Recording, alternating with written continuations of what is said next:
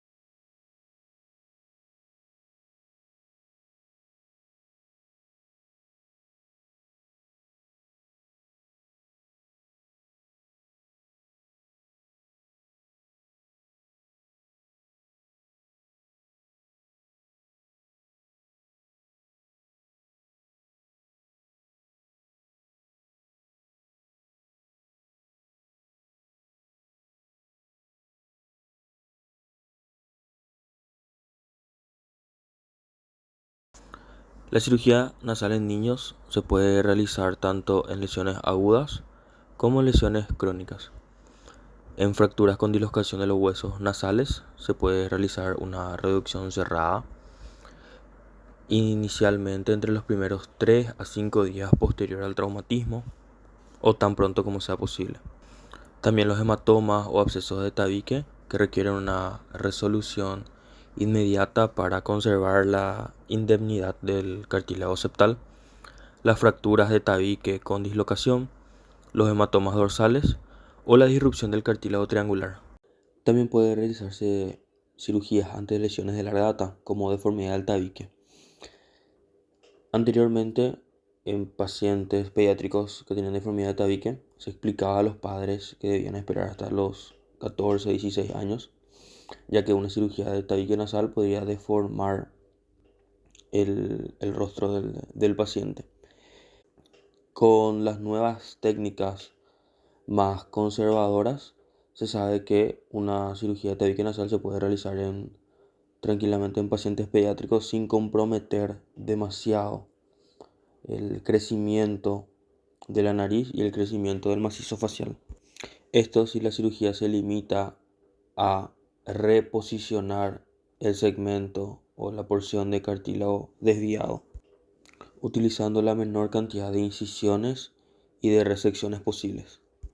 Y también se demostró que una cirugía precoz incluso podría evitar un mal crecimiento nasal o del macizo facial.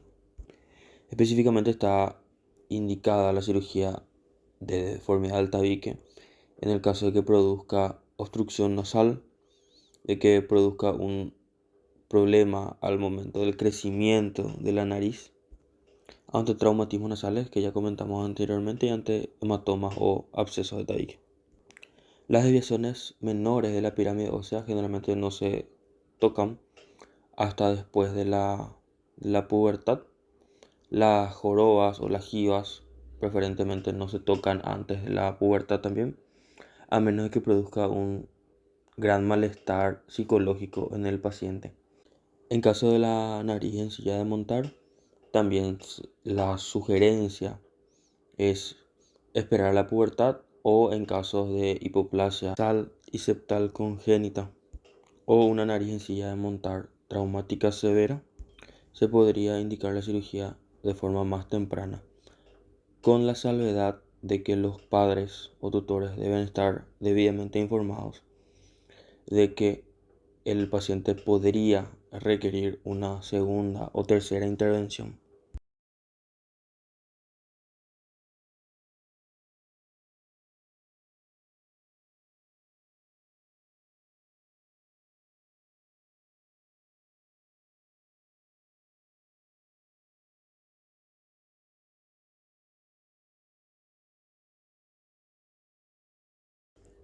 Para concluir o cerrar este apartado sobre cirugía nasal en niños, tenemos que tener en cuenta que no se pueden predecir los resultados tardíos en cada paciente.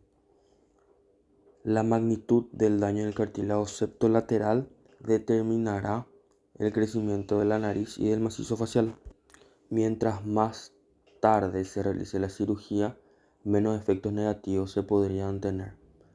Obviamente hay que evaluar cada caso individual, ya que hay que evitar el miedo a una cirugía temprana para evitar un daño mayor.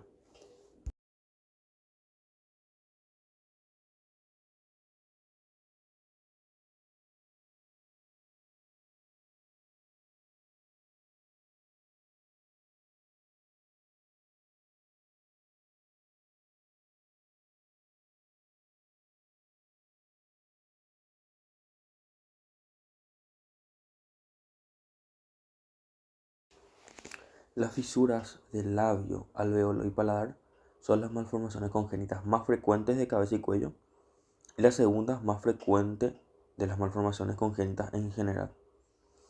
El tratamiento ideal precisa un abordaje multidisciplinario que incluya un pediatra, un cirujano, normalmente un cirujano plástico, aunque puede ser un cirujano maxilofacial o un otorrino. El cirujano maxilofacial valora el desarrollo de la dentición del paladar, el otorrino la patología de oído y el logopeda los trastornos para el habla. El paladar consiste en dos partes morfológicamente distintas, el componente óseo y el componente de tejidos blandos. La premaxila, el alveolo y el labio superior, todos anteriores al agujero incisivo, forman el paladar primario. Las estructuras posteriores, que incluyen el maxilar, los huesos palatinos, las apófisis pterioides y el velo del paladar, suponen el paladar secundario. El paladar duro es estático y sirve como separación de los compartimentos nasal y oral. Está cubierto por mucoperiósteo con una clara diferenciación entre mucosa palatina y el proceso alveolar. Y por otro lado, el paladar blando es móvil y funciona como un esfínter que separa dinámicamente nariz de boca, permitiendo fonar, deglutir y con sus interacciones la correcta producción del habla. Son 6 músculos los que están relacionados con el paladar: el elevador del velo del paladar, el constrictor superior de la faringe, el ácigos o músculo de la úvula, el palato faríngeo, el palato gloso y el tensor del velo del paladar. La fonación de sonidos que requieren el cierre velofaringio resultan de la contracción isométrica de los músculos elevadores del velo del paladar, por lo que su inserción anormal produce una alteración de la producción de diversas consonantes y vocales. Las malformaciones que afectan el paladar blando y el paladar óseo afectan la funcionalidad de la trompa de Eustaquio. Por ende, pueden interferir con la aireación y con el drenaje del oído. La apertura de la trompa se logra por acción del peristafilino externo, activado por el trigémino, cuya acción es sinérgica con el elevador del velo paladar o peristafilino interno. Normalmente no se produce cambio de aire en la caja timpánica sin este juego muscular. El labio leporino y la fisura palatina ocurren cuando se suman todos los factores necesarios y la carga necesaria para desarrollarlas llega a un determinado umbral en el que se produce un fallo de fusión en el proceso embriológico facial. Se han asociado más de 300 síndromes a las fisuras del labio y paladar. Las fisuras podrían ser sindrómicas o no sindrómicas. Las sindrómicas son aquellas que por definición se presentan asociadas a otras malformaciones que ocurren más o menos casi en el 50% de los casos. Incluye la secuencia de Pierre-Robin, el síndrome de Collins, trisomías 13-18, síndrome de Apert, entre otras. También se pueden clasificar según el origen, ya sea exógeno o endógeno. Endógeno en el caso de la herencia, que generalmente es una gran influencia, que hasta se ve prácticamente en el 20% de los antepasados del niño. El origen exógeno se relaciona con el alcoholismo, uso de fármacos como anticonvulsivantes, radiaciones, infecciones por virus. Actualmente se ha descartado el factor de la edad de los padres, al que tanta importancia se le había otorgado en otro tiempo. El labio leporino se divide en unilateral y bilateral. Es subdividido en completo cuando rompe la continuidad del piso narinario y arqueoalveolar e incompleto con comprometimiento del piso nasal o no. La reparación y unión de las partes blandas de la estructura labial es el tiempo más importante en la corrección del labio leporino unilateral, junto a la deformidad nasal. El músculo orbicularis orbis tiene una solución de continuidad que en su parte lateral está contraído con algunas fibras que corren a lo largo del margen hendido hacia la punta nasal. Esta musculatura corre paralela al borde de la fisura y sigue una dirección craneal. Está atrófica y se inserta medialmente en la base columelar y lateralmente en la base del ala nasal. El cartílago alar del labio hendido está deprimido y cóncavo y separado del contralateral, lo que da una depresión y desplazamiento lateral de la punta nasal y se asocia a una caída de la narina. La columela y el septum están inclinados hacia el lado fisurado, con la base desviada hacia el lado sano.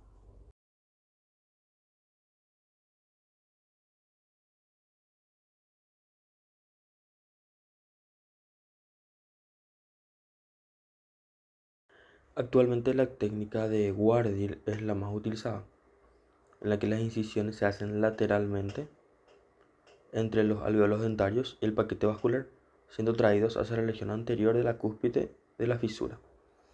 La tendencia mundial es operar el paladar duro y blando antes de que se desarrolle el habla, a pesar del posible retraso del crecimiento maxilofacial que puede producir la cirugía. Esto se debe a que una vez que se establecen en el habla patrones de sustitución y omisión, su corrección es muy difícil y siempre persisten algunas alteraciones, mientras que la maloclusión dental o la simetría facial tienen solución mediante ortodoncia o cirugía ortognática. En general está aceptado que el tratamiento quirúrgico obtiene resultados óptimos realizándose antes de los 12 meses de edad. Idealmente deben obtenerse los siguientes resultados: cerrar la fisura palatina, prolongar el paladar o al menos evitar que se acorte en el postoperatorio, preservar la función normal del velo del paladar, lograr una competencia velofaringia, producir un habla normal, permitir la función normal de las trompas de Eustaquio, conseguir un aparato masticatorio normal sin mala oclusión, interferencia mínima con el hueso subyacente y no interferir con la fisiología nasal normal. Además del tratamiento quirúrgico, se debe realizar un tratamiento foniátrico.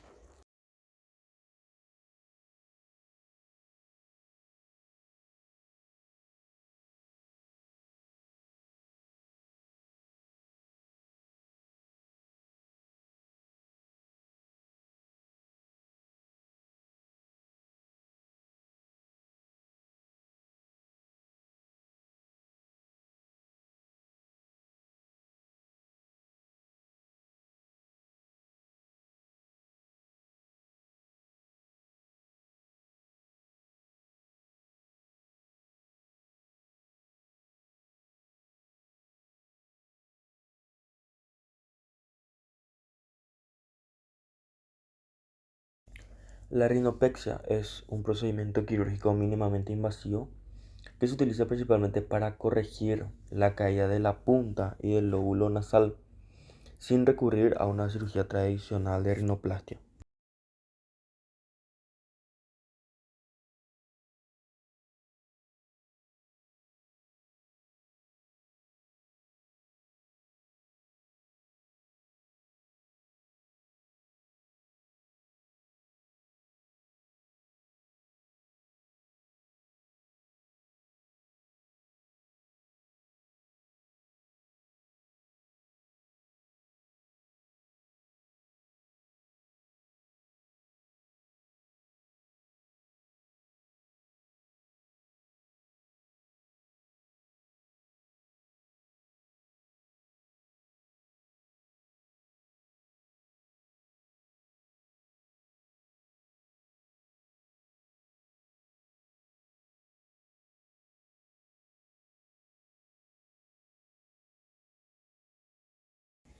Inicialmente se realiza una anestesia local, posteriormente se realizan incisiones intercartilaginosas de forma bilateral.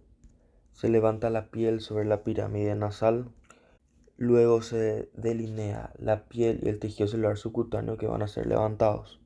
Debe tener una forma de elipse con una base craneal que mide 2 a 3 centímetros y la altura de la elipse que debe medir aproximadamente 2 centímetros. Primero se realiza el corte de la porción horizontal y posteriormente se hacen las incisiones de las porciones laterales. La piel restante se agarra de inferior y se levanta hacia craneal con suturas reabsorbibles. Posteriormente se cubre con un esparadrapo y con un vendaje.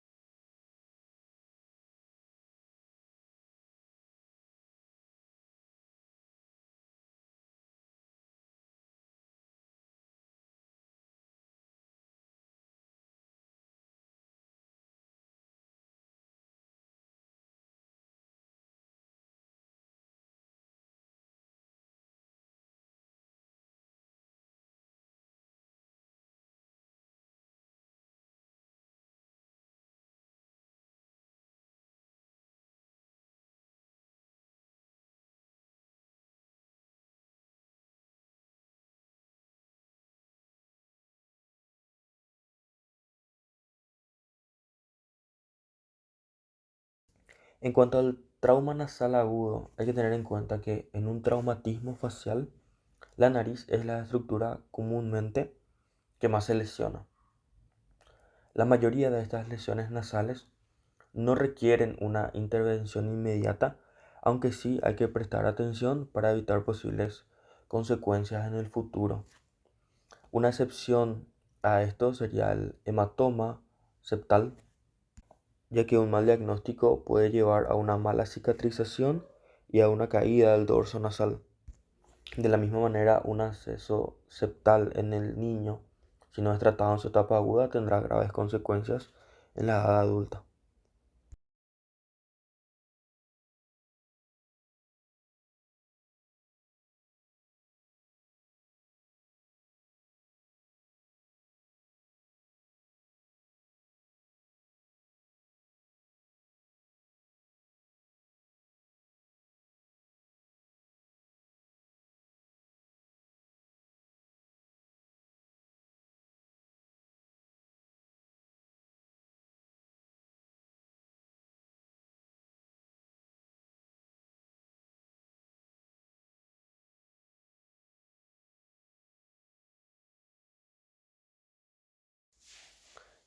El hematoma de tabique o hematoma septal se define como el acúmulo de sangre en el espacio virtual existente entre el mucopericondrio o mucoperiósteo septal y el cartílago o esqueleto óseo septal, respectivamente.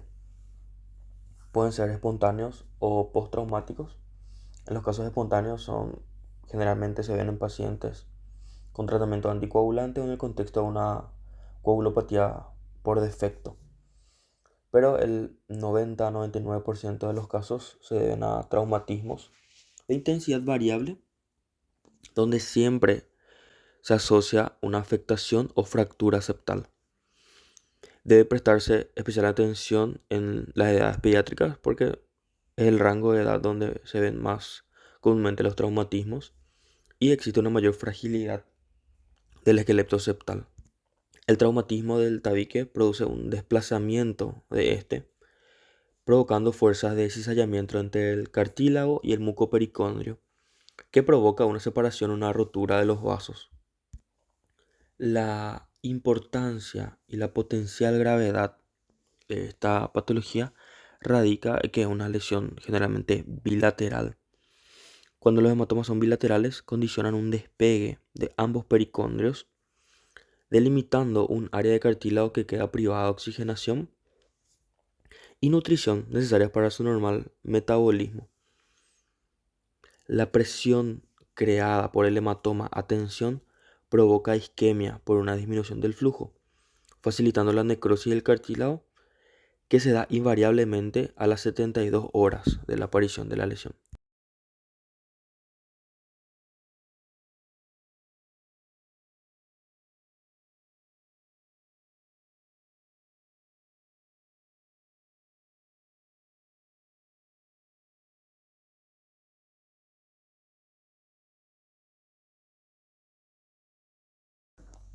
El paciente generalmente acude con una sensación de obstrucción nasal bilateral, congestión, generalmente de instauración rápida, minutos a horas, y tiene una historia de un traumatismo nasal de intensidad variable.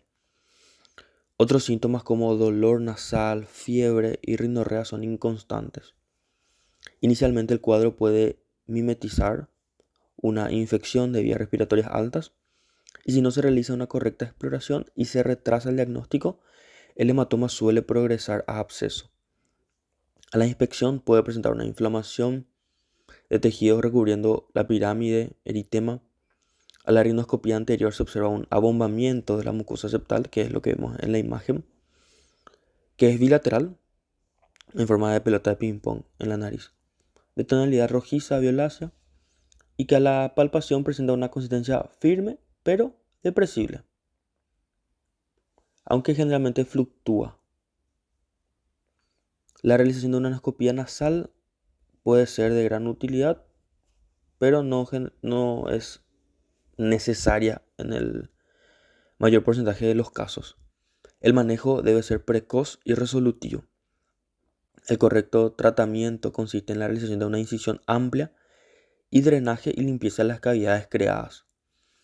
Dicha maniobra puede realizarse de forma ambulatoria en pacientes adultos, pero requiere anestesia general en edades pediátricas. La incisión debe realizarse en la zona más declive de la tumoración para evitar la formación de una bolsa inferior que acumule detritus.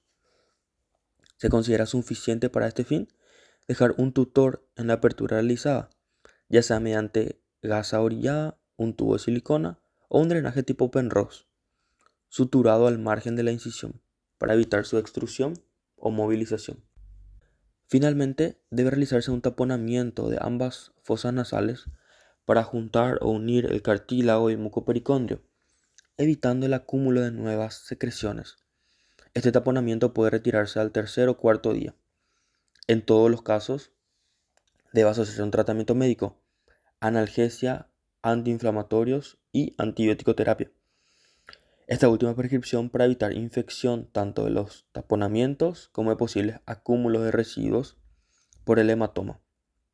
Los hematomas presentan como secuela más frecuente y potencialmente agresiva la formación de un absceso, aunque también pueden producir una necrosis aséptica del cartílago y posterior deformidad de la pirámide o incluso una perforación septal. Otra posible consecuencia de un trauma nasal agudo es el absceso septal. Es poco frecuente, consiste en la colección de material purulento entre el cartílago septal y el mucopericondrio. La causa más frecuente es la que describimos recién, que es un hematoma de tabique que no se diagnosticó de forma correcta o se realizó un mal tratamiento, llegando a presentar el 75% de las causas. Otra causa a tener en cuenta es la cirugía septal o nasal previa, pudiendo aparecer el absceso como una complicación postquirúrgica si no se realiza una correcta profilaxis antibiótica tras la intervención. De forma más esporádica, también se han descrito casos relacionados con cuerpos extraños intranasales, forúnculos de vestíbulo o vestibulitis, tanto de vestíbulo como del dorso nasal, sinusitis, consumo de drogas como cocaína o extracciones dentarias.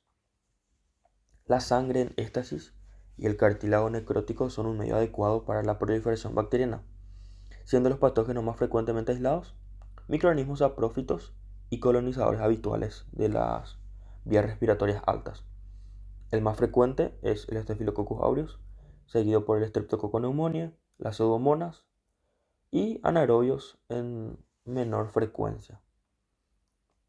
El cuadro clínico, así como habíamos mencionado en el hematoma de tabique, es similar: obstrucción nasal, congestión, aunque el paciente suele referir un dolor de mayor intensidad, de tipo lancinante, pulsátil, asociado frecuentemente a fiebre y un peor estado general.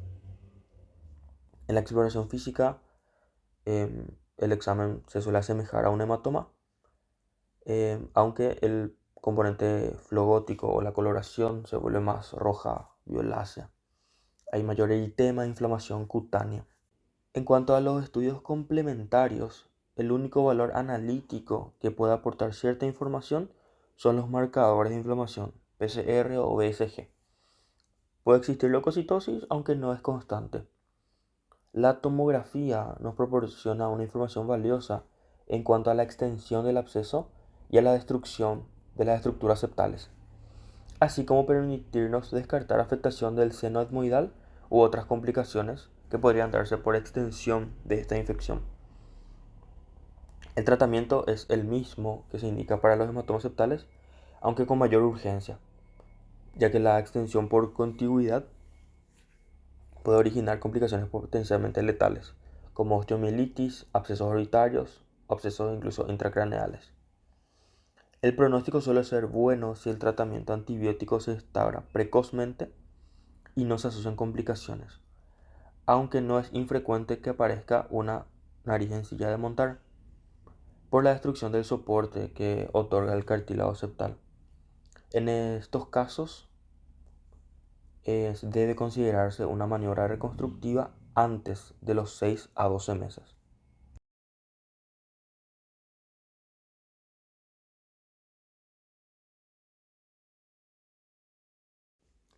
El síndrome de apnea del sueño se define por la aparición repetitiva de apneas o hipopneas durante el sueño.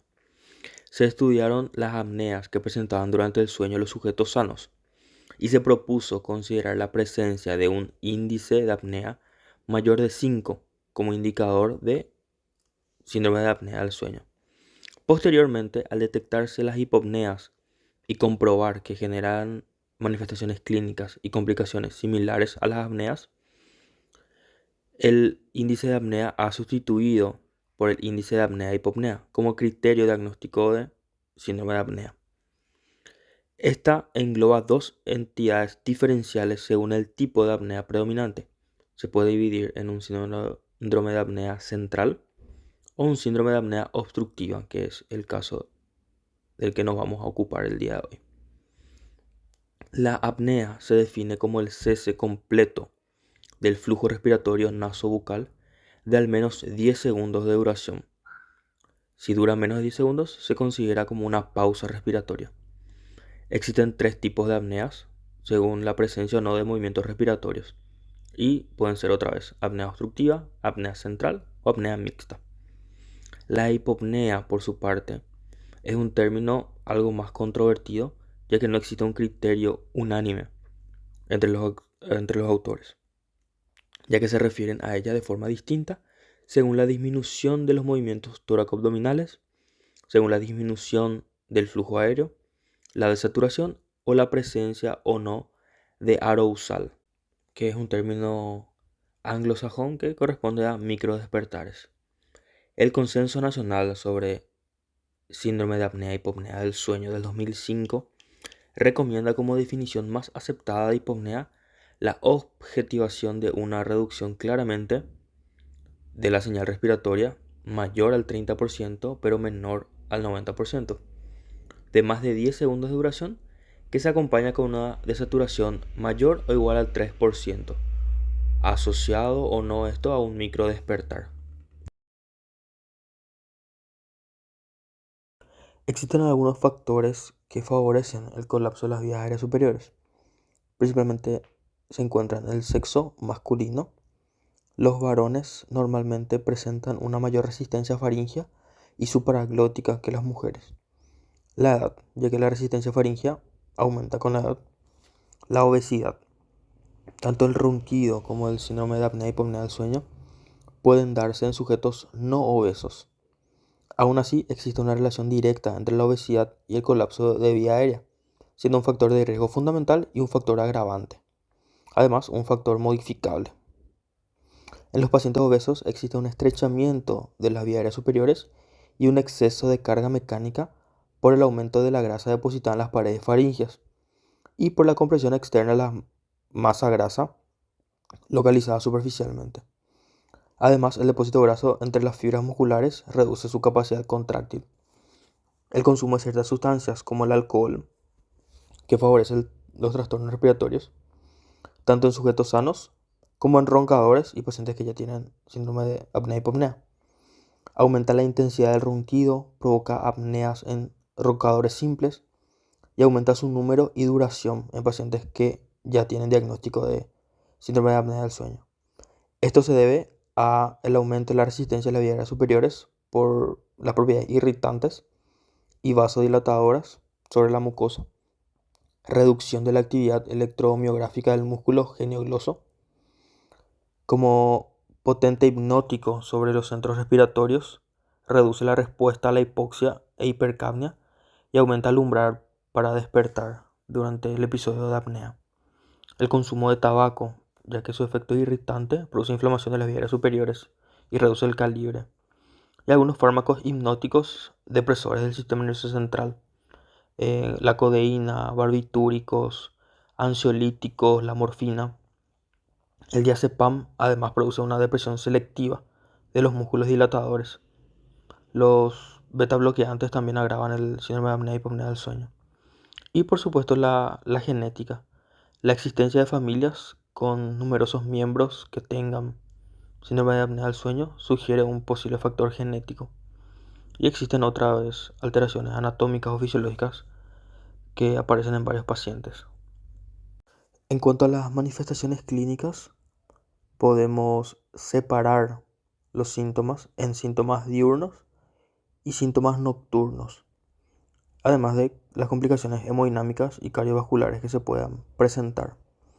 En cuanto a los síntomas diurnos, la excesiva somnolencia diurna es el síntoma más importante, que se define como la tendencia a dormirse involuntariamente en situaciones inapropiadas, Suele estar presente en todos los trastornos respiratorios del sueño. La intensidad es variable, produciendo distintos grados de afectación en la vida sociolaboral del paciente. Puede ser causa de incapacidad laboral y de accidentes de tránsito. Se pueden realizar medidas subjetivas para medir el nivel de somnolencia del paciente, en el cual se usa la escala de Epworth, que es una escala que va sumado del 0 al 3, donde se le va preguntando al paciente en qué momento queda dormido. Es la escala que más se utiliza, es sencilla y es autoaplicable. Es de ayuda en la aproximación inicial. La medición objetiva se puede hacer mediante el test de latencia múltiple del sueño, que es el gol estándar de los métodos objetivos en la medición de la excesiva somnolencia diurna. Mide el tiempo que tarda el individuo en quedarse dormido cuando se le somete a condiciones que favorecen el sueño. Se basa en que esta latencia refleja la predisposición a dormir, de manera que un paciente con somnolencia se dormirá con mayor rapidez, pero no informa sobre la capacidad del individuo de permanecer despierto. Otros síntomas diurnos suelen ser la cefalea, que es matutina de predominio frontoparietal y desaparece a lo largo de la mañana. La sensación de un sueño no reparador o cansancio crónico, los trastornos de conducta y personalidad, existe depresión, irritabilidad o alteraciones sexuales. Hay disminución de la libido, impotencia sexual. Posteriormente tenemos los síntomas nocturnos, el ronquido, que está presente en todos los pacientes con trastorno respiratorio del sueño, siendo el motivo de consulta más frecuente, sobre todo referido por las personas que duermen con el paciente, ya que el roncador no suele ser consciente de su ronquido. Los ronquidos preceden a la instauración del síndrome de apnea y hipopnea del sueño en más del 50%, pero no existe ningún elemento que de forma segura nos afirme que un roncador en el futuro va a ser un paciente con síndrome de apnea y hipopnea del sueño. Sin embargo, podemos prever un mayor riesgo si presenta algún factor anatómico favorecedor, sobre todo el aumento de peso. Por lo tanto, el ronquido es un signo de alarma y debemos informar de los riesgos a largo plazo para el roncador simple. Pueden aparecer pausas respiratorias, despertares frecuentes, poliuria nocturna, insomnio y pirosis. Además, pueden aparecer complicaciones hemodinámicas y cardiovasculares. La hipertensión arterial, por ejemplo, está incluido dentro de la lista de causas identificables de hipertensión arterial diurna o hipertensión arterial secundaria, por lo que siempre debe ser considerado en el diagnóstico diferencial de una hipertensión refractaria de reciente diagnóstico y especialmente en aquellos cuya presión arterial no se reduce en el periodo nocturno. Se calcula una prevalencia de hipertensión en 40 a 60% de los pacientes. La hipoxia y los cambios de presión intratorácica son los principales mecanismos responsables. Puede aparecer hipertensión pulmonar con sobrecarga y cor pulmonale, cardiopatía isquémica, insuficiencia cardíaca y arritmias. Para el diagnóstico, la polisonografía es la prueba estándar para el diagnóstico de pacientes con sospecha clínica de síndrome de apnea y hipopnea del sueño. Consiste en el estudio simultáneo de variables neurofisiológicas y cardiorrespiratorias que nos permiten evaluar la cantidad y la calidad del sueño, así como la identificación de los diferentes eventos respiratorios y su repercusión cardiorrespiratoria y neurofisiológica. Se registran al menos las siguientes variables. Para la definición de los estadios del sueño se realiza un electroencefalograma, un electrooculograma, un electromiograma. El estudio también permite la medición del flujo aéreo nasobucal, la evaluación de los movimientos respiratorios torácicos y abdominales, un electrocardiograma, una oximetría, movimiento de las piernas, sensores de posición corporal y también se pueden agregar micrófonos para el registro de ronquidos o monitorización de presiones. Estos registros deben ser revisados y evaluados por un neurofisiólogo de forma manual, ya que hasta hoy no hay ningún sistema automático de lectura del sueño que haya ofrecido resultados fiables. Se puede combinar una lectura manual con el cálculo automatizado de los parámetros que se han identificado manualmente. La polisonografía debe realizarse en horario nocturno o en el habitual del sueño del paciente, con un registro no menor de 6 horas y medias que incluya al menos 180 minutos de sueño. Otra alternativa es la poligrafía cardiorrespiratoria, que es un método alternativo a la polisomnografía. Es más sencillo y puede realizarse en el domicilio del paciente. Es más barato y más accesible para el paciente. Se monitorizan solamente las variables cardiorrespiratorias, el flujo aéreo nasobucal, los movimientos respiratorios, la saturación de oxígeno, electrocardiograma, posición corporal y en ocasiones el ronquido. No se registran las variables neurofisiológicas del sueño, por lo que su precisión diagnóstica es menor. Para el diagnóstico topográfico se hace una exploración en la consulta, una exploración general acerca del morfotipo del paciente, se realiza una medición de la presión arterial, el índice de masa corporal, evaluación del cuello, del esqueleto craneofacial, la exploración nasal, que puede incluir una endoscopia nasal, evaluación de la cavidad oral y la orofaringe mediante nasofibroscopía. Se recopilan datos como el índice de Mallampati para valorar el tamaño de la lengua y su posición respecto al paladar blando.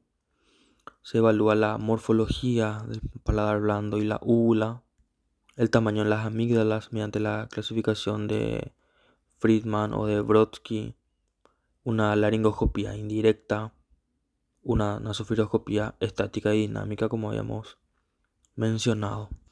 En el apartado de la exploración dinámica existe una maniobra que se llama maniobra de Müller, que intenta simular el cierre faríngeo que se produce durante el sueño con el fin de orientar la indicación quirúrgica y predecir el éxito de esta. Se realiza pidiendo al paciente que haga un esfuerzo inspiratorio con la boca y nariz cerrada, mientras observamos con el nasofibroscopio el grado de obstrucción retropalatal y retrolingual que se produce y la morfología de este, viendo si es un colapso anteroposterior, un colapso lateral o un colapso circular.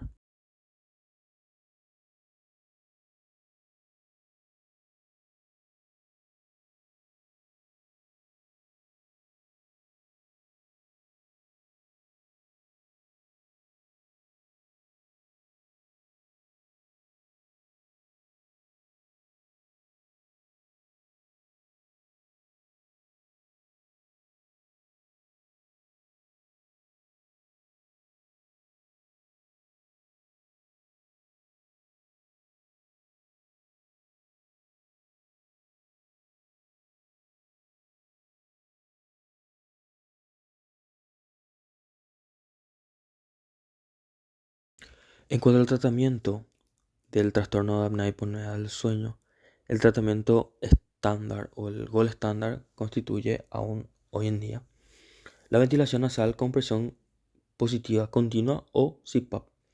Existen otros tratamientos coadyuvantes como los dilatadores nasales internos y externos. Al ser una patología multifactorial que puede deberse a un colapso de la vía aérea superior en varios puntos de esta, la cirugía nasal para el trastorno respiratorio del sueño es una alternativa o es un coadyuvante en la terapia del trastorno respiratorio del sueño por SAOS. Por lo tanto, no es el tratamiento principal, ya que se vio que en un número limitado de pacientes mejoran con solamente la cirugía nasal. O incluso algunos pacientes se realiza la cirugía para disminuir el uso del CPAP o aumentar la tolerabilidad de este.